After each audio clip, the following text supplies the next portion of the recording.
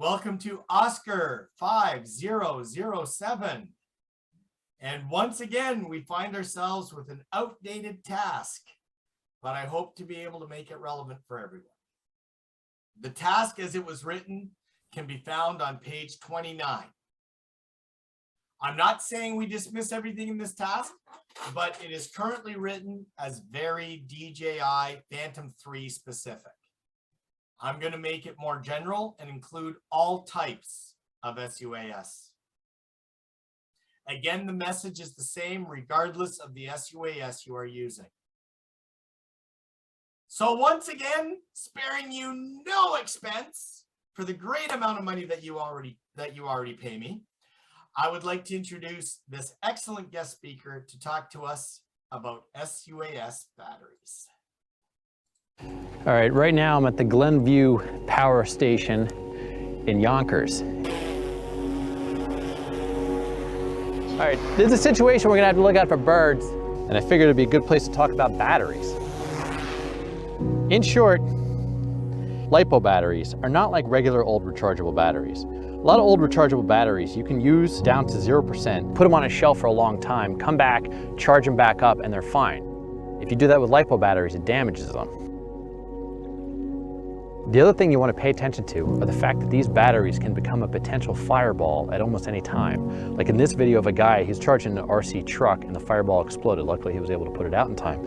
There's stories all over the internet of batteries from hoverboards, drones, RC cars, happens in laptops and phones too. Even if you think that there's a small chance that these batteries will set on fire, well, I've got 10 of these things, so I've now got 10 times that small chance. And with my Mavic, I've got 6 batteries. There's more birds. I abused a lot of my early Phantoms. They were so easy to put back together that when I would treat them the way guys would treat racing drones. After one of my particularly nasty crashes with a Phantom, one of my batteries started to swell up. It was like this fat. I figured I'd put it on the charger anyway just to see what would happen. Anyway, sure enough, it started to swell up even more. And then I went inside, grabbed my iPhone so I can get a little video, and then the thing burst into flames.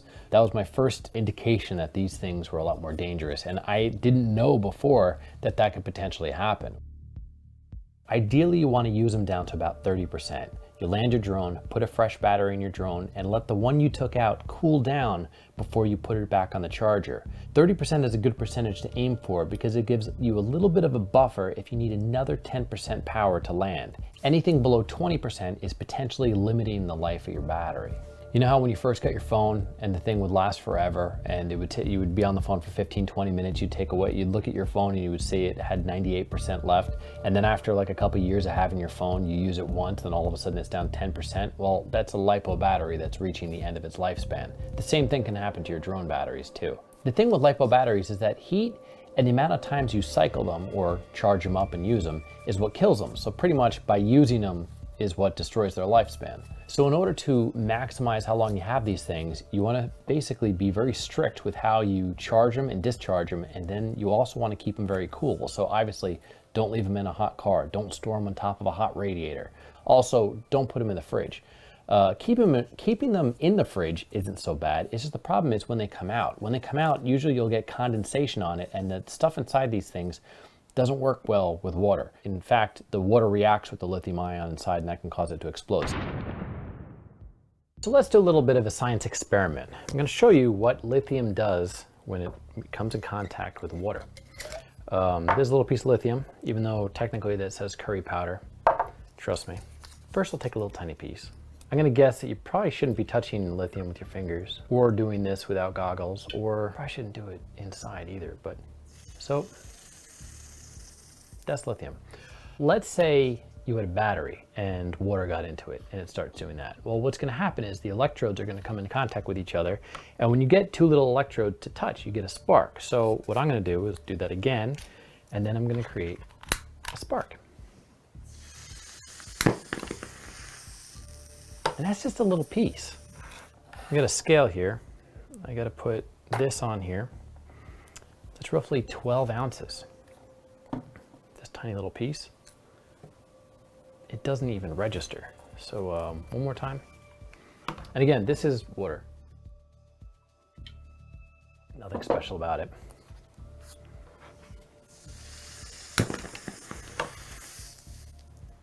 I have to give my disclaimer and say don't do that at home.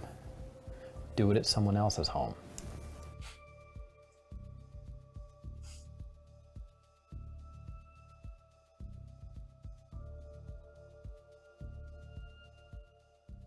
And if you're new to flying with LiPo batteries and you don't know this, these LiPo batteries, I'm not sure if it's the battery or the drone, but either way, they've got a low power cutoff. If you discharge your battery all the way down to 0, it's not just gonna kind of drift down like it's slowly losing power and then land on the ground. At one point, the motors just stop and then that's it. So you always wanna make sure that you land with enough power. Also, the other thing to keep in mind with LiPo batteries is that the discharge rate is not a linear line.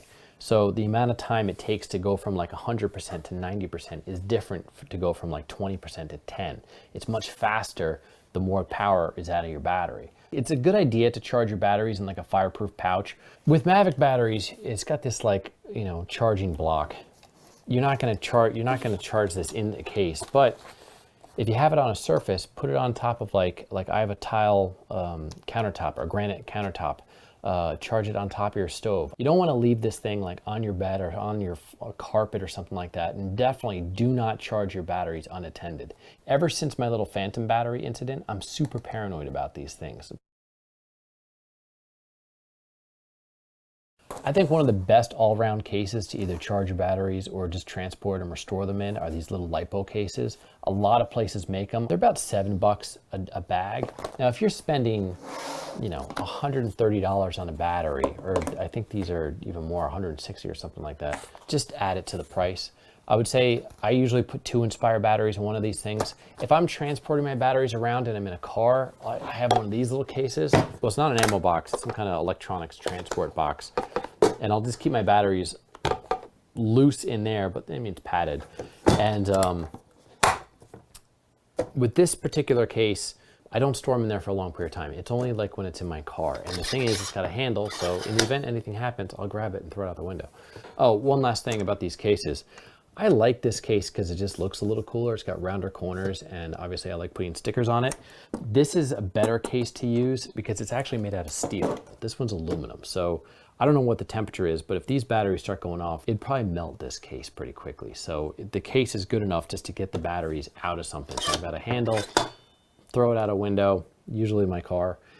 There's plenty of videos of guys blowing up batteries in these bags, and they do a pretty good job. So if you do keep your batteries in some kind of ammo case or something like that, what you want to do is you make sure there's a bunch of holes in that ammo case. You want to take the rubber stripping out of the top. And the reason why is in the event that the battery actually starts to explode or puff up or gas up, you don't want to turn that ammo box into its own little tiny metal exploding balloon. The worst thing you want to do is actually contain that explosion. So you want to kind of let it out easy and it's basically get an ammo box, drill some holes in it, and you'll be fine. Well, you won't be fine, depends. If you put your ammo box under your drapes, then you set your house on fire, but it's better than nothing. As far as battery storage goes, 60% is the number you're looking for. Some guys say 50, 60.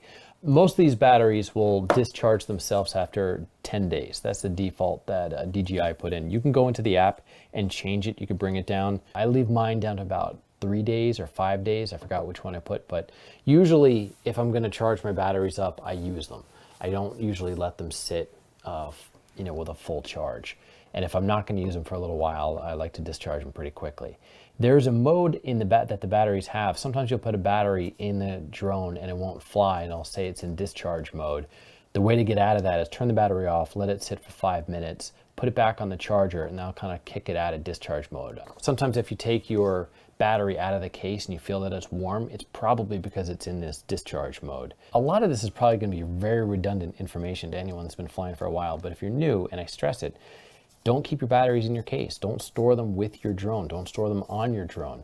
There's countless photos on the internet of fires or aftermath photos of where a drone set on fire because the button was accidentally pushed and the drone was on for too long. It was in the case and it heated up and it set on fire. It happened on an airplane with some guys Inspire. In the event that one of these things goes up, your case is probably made mostly out of plastic and it's going to go up just as fast as the battery. There's another guy who left his all his Inspire batteries in some charging case, and that set on fire and like burnt his garage down. Damaged or swollen batteries are a ticking time bomb. If your batteries are swollen, they're telling you, I'm dead, don't use me. Get rid of your swollen battery, end of story. You see a lot of places where they say don't throw these things in the garbage. It's not an environmental thing. It's because these things actually explode in garbage trucks. And here's a video of one exploding in a garbage truck now. Also, Home Depot has got a LiPo recycling bin. Like, don't just throw it in there. Just make sure it's discharged. I have 3 different kind of batteries right here. These are the easiest to discharge. These things come with a little USB thing. You could probably plug a little USB light into this and make sure it's down to 0%. I'll show you something real quick.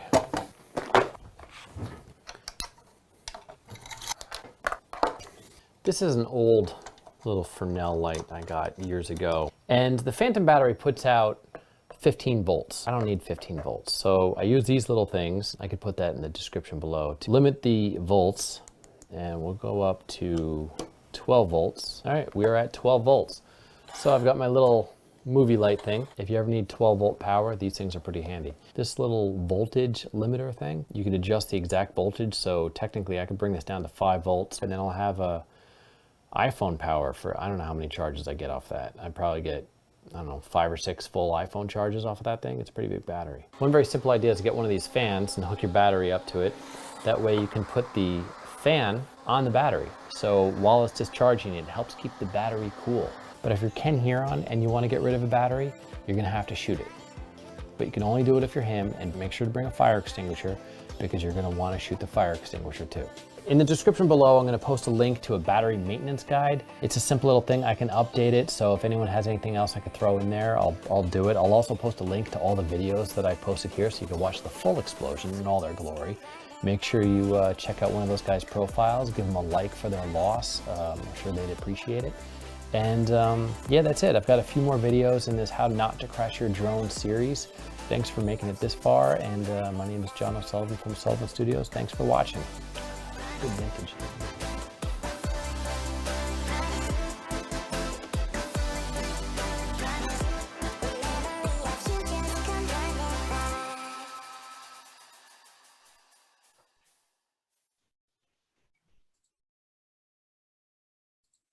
All right, right now I'm at the Glenview.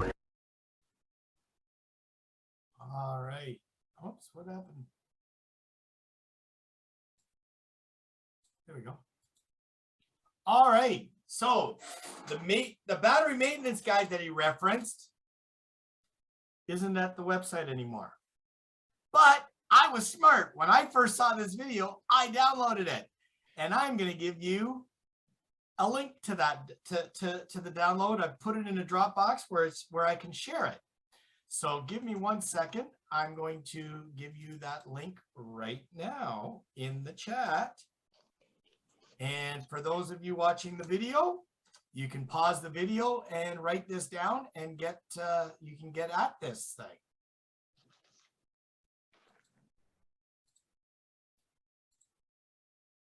And this is what it looks like. So it's a nice little visual. And again, I have it as part of my little Bible. I put it in with the task so that I can safely keep this with me at all time. Do's and don'ts of storage, flying, all the warnings, do's and don'ts of charging, it's a great little thing to have. And I love the graph that shows how batteries discharge. I think we have talked about it a couple of times, and I know it's going to come up in another time. Anybody know what we are allowed when we are flying, what we are allowed to have our batteries? At what point do we start using, or do we start thinking about bringing that drone back? It's 20% according to the regulations, sir. No, it's 30%. 20% is when you're on the ground. 20% on the ground. Okay. So that means you want to start thinking about that at about 30%. Right? So the regulation is we don't discharge the battery below 20%. That means that you have to be landed and motors off before you hit 20%.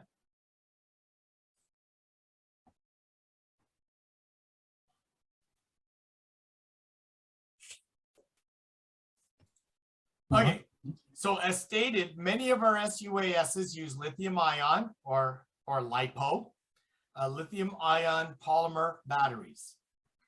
In many cases, the battery is an intelligent battery, and it's intelligent because of its smart charge discharge technology and has visual LED indicators that will display the battery status. The batteries come in various shapes, sizes, and power input. Here we see a Parrot, a DJI 3, Phantom 3, and a Skydio 2 battery. And you'll notice there's your, on the Parrot, there's your LEDs, there's your LEDs on the Phantom. The Skydio has one LED. It's either good or it's not good. And when I say good, it means charged, not. So before we go further, we need to understand some terminology. Milliamp hours, this is the unit of measure commonly used to measure the capacity of a battery. In general, the more milliamp hours, the longer the battery capacity or battery life. A higher number means that the battery can store more energy, so it has a higher capacity. In other words, the MAH number often defines how much power you have in reserves and how long you can use your device. Voltage is the pressure or current the battery puts out. It's an indicator of how strong it is. So while voltage will let you know how much power the battery can deliver, the MAH or milliamp hours is a measure of how long the battery will maintain that usable voltage when giving current. We need to understand this when we discuss discharging and storing of batteries. Are there any questions on those two terms?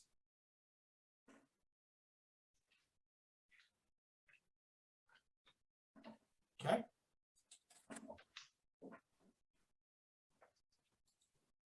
So in the case of our Parrot battery, it has a capacity of 2,700 milliamp hours, and it has a nominal voltage of 7.6. So that means that it can maintain 7.6 volts for a short period of time because it's got such a low number, 2,700. However,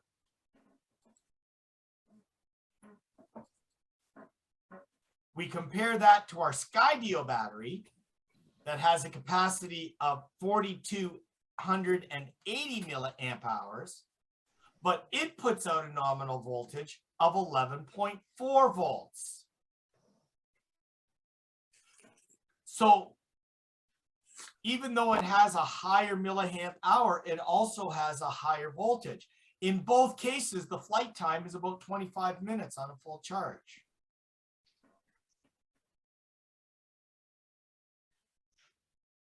We don't have to understand all the math, but we do have to understand that both of these numbers affect our flight time and that they degrade over time.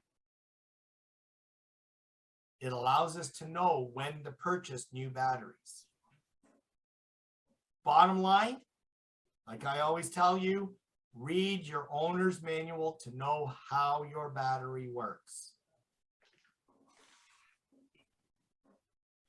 Many of our ground control stations are going to tell us the battery in percentage. That is wonderful. We're going to know how long we're flying. But if we understand these numbers when we're charging, and I know in my case, I actually have a little digital readout when I'm charging my batteries to tell me what my voltage is. And so I can now see what's happening. If my battery says that I've got a full charge and I'm only putting out 11 point, I'll use this number here. If I'm only putting out 11.2 as opposed to 11.4, I know that battery is dying. Once it gets to below 11, that battery is not going to be useful to me anymore. That's how That's how much the difference is. It doesn't take much. We're not talking a full volt. We're not talking half the battery voltage. We're talking 1/10 of a, 1/10 of a volt, 2/10 of a volt is going to be the difference between a usable battery and an unusable battery. You said once they get low of 10th, it's time to think about replacing the battery. It's time to think, because you're going to start seeing that, right? Instead of 25 minutes, now you're only getting 20 minutes. It goes down another, 3100ths, and now it's now you're only getting 10 minutes of flight time. Okay. So you're going to see that, and that's why if you were to hook it up to a multimeter, you're going to actually see that the voltage is lower than what the specs are. And I appreciate you explaining it this way, because my husband raced CR cars. I think I'm pronouncing that right. And he had this steel case. He goes through all this technology stuff, making sure the battery is protected, not protected. Then he'll bring it home and he'll take the charge off the battery. The fan is going and all this. For me, I was thinking he was just doing extra, but I see why he was doing this. This is actually protocol. Yeah, so exactly. Thank you. Thank you. Exactly. Mm-hmm. So even though they look different, have different power outputs, most, if not all of our IntelliMid batteries have the following things in common. Number one, LED indicators that will display the current battery level. Again, it's not 100% precise, but you know that if you got I'll use my Phantom. If I've got 4 solid lights, then I know that I've got 100%. When I got 3 lights, I know I'm at 75%. You know what I mean? So it's not an exact, it could be 26%. I don't know. But when I'm down to 1 light, but I know that if I'm down to 1 light, I better have 1 light and 1 flashing light, or at the very least, just that 1 light shouldn't be flashing when I'm landing. If I've got a flashing light when I land, then I have to explain to Colonel Baumer why I went below 20%.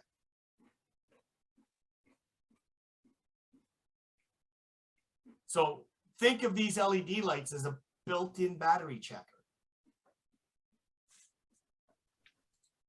Auto discharge function. To prevent swelling, the battery automatically discharges some of its power when it's idle for a certain amount of time. And we discussed that in the video. This is why we don't change batteries until we're ready. We don't charge batteries until we're ready to use them. Charge your batteries today. Oh yeah, I'll use it. And then you don't use it. I mean, yes, I charged all my batteries ready to lock and load when I thought I might get deployed down to Kentucky in December. Why? Because that's part of my pre-mission checklist. As it turns out, I didn't go. Once I realized I wasn't going, the first thing I wanted to do was discharge all my batteries to about 30%, because I don't want that full battery being there. Now, I could have let them do it on their own, but I can do it just as fast by discharging it. There's a little discharge button that you push. Because they said it takes 10 days for it. If it sits for 10 days, it usually discharge. It'll just discharge on its own. Whereas I can push the button and it'll discharge itself within an hour, which is nice. And it's just, again, it's just that comfortability of knowing that I don't have to worry about that battery swelling because I haven't used it. Now you say you pushed a little button. What little button you push for the discharge? I have it's a button it's a discharge button on the P4 battery. You find it on the underside. There's a little battery. Some don't. I'm lucky. I have a discharge button on mine. I know the Parrot doesn't have one. I know because I asked Colonel Baumer about his Parrot. It doesn't have one. I do not believe the Skydio does either. Learn something new every day. So your husband's RC cars might just have a discharge button on the batteries. Who knows? Or he have a whole setup thing that he hooks up to discharge the battery. Oh, there you go. Okay. So again, the commonality that we have is balanced charging. Each battery has a number of smaller cells. It's not one big battery. It's actually a series of little batteries. And when charging, the intelligent battery will automatically balance the voltage of each cell to make sure that as it's going, it's not topping up one and topping up another top. It's doing a little, it's going a little bit, then a little bit, little bit, little bit, little bit, little bit, little bit, little bit, little bit, little bit, little bit, little bit. So that it just balances the whole charge. It avoids that possibility of an explosion. It also, most intelligent batteries also have temperature detection inside. And depending on the drone, that charger will only work within certain temperatures. So for example, I've never tested this, according to Phantom, I cannot charge my batteries if the temperature is below 40 degrees outside. Well, or I'm in 40-degree temperature. If it's outside, it's 40 and it's 72 in the house, obviously I can still charge. But if I were trying to charge my batteries outside and it's below 40 degrees, it will not allow me to charge, and it will not allow me to charge if the temperature is above 100.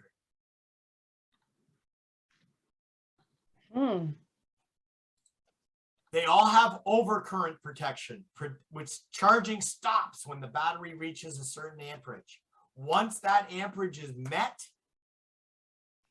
it stops charging. That way, it's not going to explode.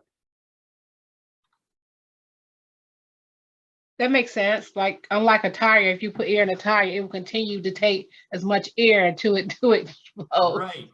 And if anybody ever has rechargeable batteries, the little thing that you plug in, it has that overcharge protection in that. It's not in the battery, it's in that. It's in that. Well, our batteries have it built in because it's all part of the circuitry in that in the smart area.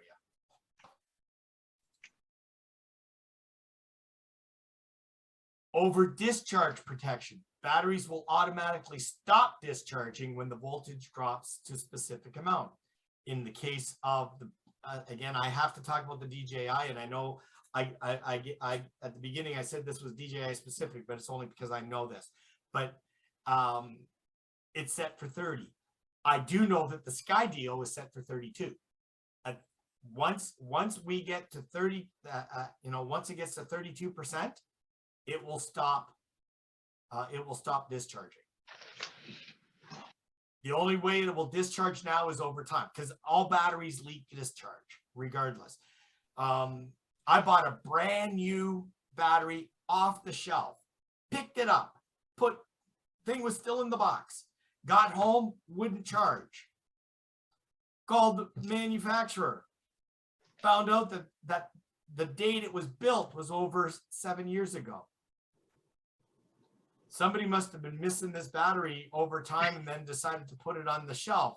But a battery that's 7 years old is no longer going to function. Mm-hmm.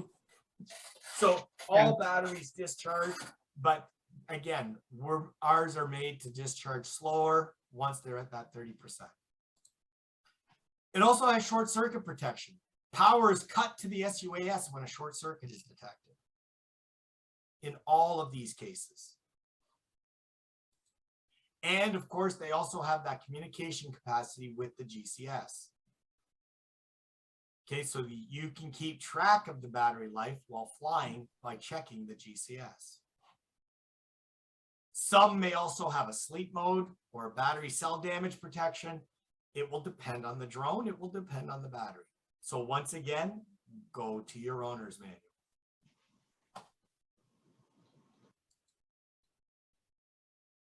Special care must be taken when the battery is used in extreme temperatures. At low temperatures, capacity is significantly reduced in cold temperature. Keep the battery indoors or warm inside your jacket before you use it in cold weather. Expect less range, performance, and time from batteries in cold weather. And I can tell you that the Skydio has a wonderful battery life of 25 minutes, but we took it out, it was cold. It's still within the flying parameters, but it was cold. And even though we started with a warm battery, it was huddled right up against my skin, basically. We put it in, and in less than 10 minutes, that battery just shrunk down to 40%. And normally we don't get to 40% until at least the 12, 13-minute mark.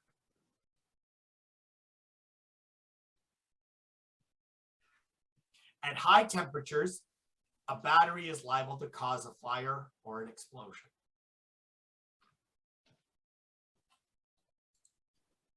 The best way to know how your batteries will respond or know the proper charging procedure is to read your user manual. If the manual is in electronic form, then download it, bookmark it, do whatever you need to do, but always read your user manual. Don't ignore it. Reading about your batteries is the very first thing you will want to do after taking your SUAS out of the box. Because most likely, the first thing you're going to have to do is charge them. So you want to make sure you know what you're doing. And as we've seen tonight, it's not something you want to go do blindly.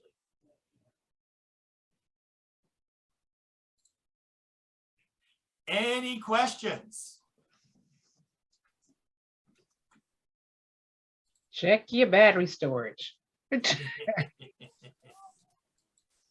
No, the question is, have you checked your battery Have storage? you checked your battery storage? Yes. Can you repeat what the voltage, you said pressure, and I didn't get the other part, what you said behind volt, Current. pressure and current? Yes. Okay, thank you. You're welcome. So for those watching the video, the link for the quiz is on the screen, and I placed it in the chat for those of you who are here. And that's it for this session.